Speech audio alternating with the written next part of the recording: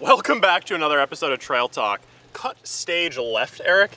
Kid's mobbing right now in his ATV. That was actually a really deep puddle. Anyway, back over here. Welcome back to an episode of Trail Talk. We're still out on the trail. Am I changing shirts between episodes? No. We kind of not. Kinda. I only have one extra shirt, so don't worry about it. We try to do some theatrics, some camera magic. Just edit a new shirt for me the entire episode, Eric. Enough frickin' chit chat. Today we're talking about the setup we've chosen for the Rhino Rack, Eric. Yeah. This will be a quick video. We're mid-trail ride. You've already watched that video, but we settled on, it's still a work in progress probably because you're always tweaking your gear, right? Yeah. I know you do the same, Eric. So this is version 1. We talked about a lot of the attachments. We also talked about the rack itself. How epic.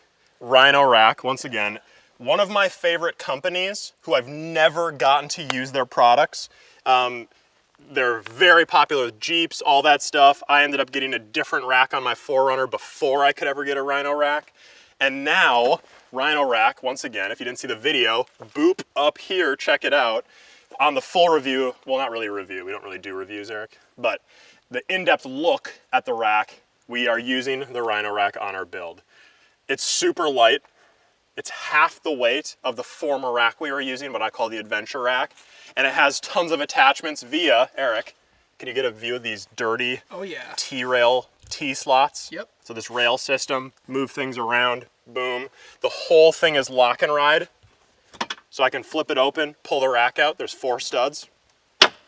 Very cool piece of kit. When you touch this, Eric, was this not just the extruded aluminum, just beautiful quality? It's pretty premium. It really is. It is premium. It's nice. It does also have a premium price with it, but you won't regret it. So let's talk about some of the accessories, Eric. Okay. We showed all the attachments last time. There was the multi-use tool holder. There was the traction board holder. Let's see, high lift jack mount. The Eyelet Tie Downs, right? Yep. And then the corner brackets for the cooler. All right, so Eric, we have 3 attachments on here of the ones spoken. We have the Eyelet with tie downs. We have 4 of them on here. 2 here and 2 over here. Okay. We have the traction board set up with Max Tracks, the greatest traction board you can have. And obviously you can see those are secured with the Rhino Rack knobs on the different sides. Yep. I'll talk about just a couple nuances. And then we have Shovski. Shovski's that standard shovel. Oh, snap. You know? Dig it. Oh. Get it.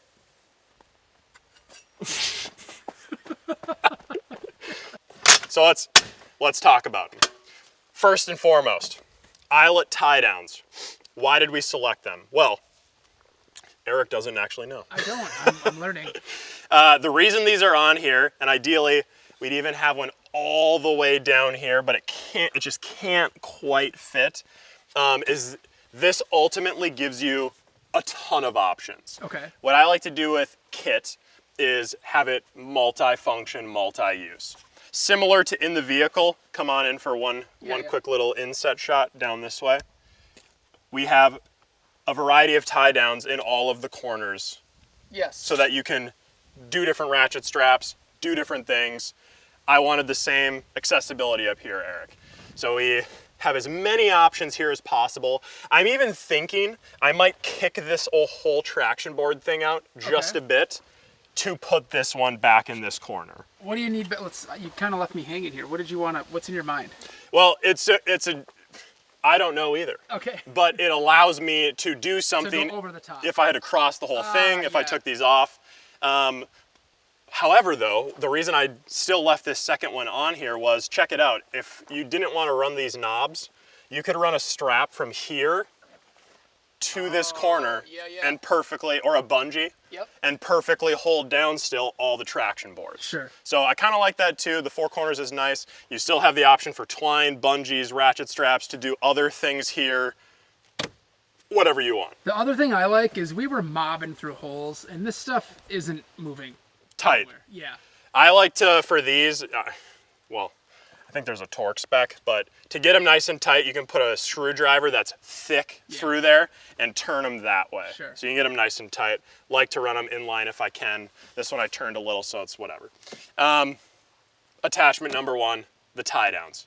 Just the most versatile thing. Yep. Attachment number 2, Eric, traction boards. You can see under here the plates. So Let me get there. Yeah, okay. if I literally spin, spin, spin, spin, spin,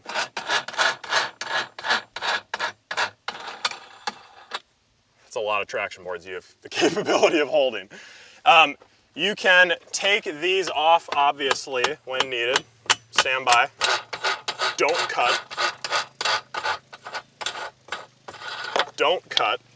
And come underneath here. Rhino Rack logo. These attach via T-slots, so they still go on the rails. There's different points here. Are you seeing this? Yep. Different points, so you can shift the brackets depending on the company of traction boards that you're using. So I know like ARB makes them, Smittybilt makes them, Max Trax is like the most popular. This is what I use in the Forerunner. Okay. Threw them right on here. There's different holes in all these spots that these then just, the studs go through, boom, holds them on. Already kind of talked about that in the video. Shoot. And then these literally just screw on. My fine motor skills are... You need more cookies. I need more cookie. So the reason I like these up here, I've said this in a lot of episodes before, Eric. Where do I like weight? Well, not too high. Not high. Not high. And these traction boards and this little shovel are not that heavy. They're lightweight, yeah. So I like this Rhino Rack. Again, we mentioned it's light, so that helps. I like how it preserves visibility. Sure. These are low items that for most of the time can sit right here, still see out the back, headlights bopping in the background, right? You can see your buddies. Yep. Keep them here. These are dirtier items if you use them. So it just kind of has its own dedicated place for a dirty item.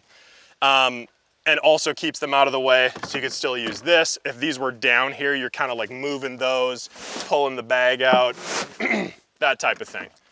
So I like having these up here. Same thing with the shovel, and this works so nicely. Also, just love that. It's a satisfying click. These, you obviously can put in any of the slots as well. But the shovel, these can be locked.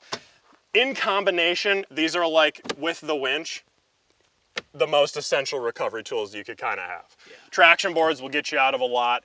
Honestly, these machines very seldom need traction boards, but in Minnesota, where I think we mentioned in the trail riding video, snow, mud, sandy shores, certainly areas where you can end up using these. Yep. I have, if you look here, Eric, I've sheared, this was actually with the Forerunner. Oh, look at that. A nubbin. Yeah. So they have been used. Why do you put the silver one on top? So people can see you're running traction boards. And then shovel, obviously this is great. Not often are you recovering a vehicle with a shovel. Sometimes in the sand and the dunes. This is more so for camp purposes. Okay. Putting out fires, various things that shovels are used for. Again, it's like the lightest thing. So not an extra heavy piece of gear to bring with. The ratcheting system works so well. You can lock it if you want. Awesome. Yeah. We are, again, version 1 of this entire setup, Eric. We're playing around with it. Yeah. I feel like we're liking it today. Yeah, it's nice. And it's super light. And then underneath, we already talked about the basic loadout, but we can still fit the cooler. We can still fit all the other stuff. And it's been an awesome loadout. What are your thoughts on how this thing is running right now? I think it's great. I like how we can go cover a lot of ground and stuff's not bouncing around. I like all the things you pointed out. I've never seen traction boards being used, so I'm excited to get into a position sometime to see you use it. You're gonna coax me into a position. Well, maybe not today, but no, it seems cool. Well, we don't have the ratchet strap on, but obviously, gets heavier each time. So, our ratchet strap is not, every time we open this, We have the stuff in there, just not fully secured. Yeah, we were just having snacks. But this obviously can retain still to the vehicle when you turn it down and all the way back up. Dude, this stuff is so locked on. I mean, you're shaking the entire bed. Yeah. Everything about this is just built really nice. Rhino Rack, awesome. Here's the update on how we have the rack right now. We will tweak it probably going forward. What are your thoughts? How would you tweak this setup? Tell us in the comments, or tell us how you're running it also, because we would love to know that too. Are you using the high lift mount? Are you using the corner brackets?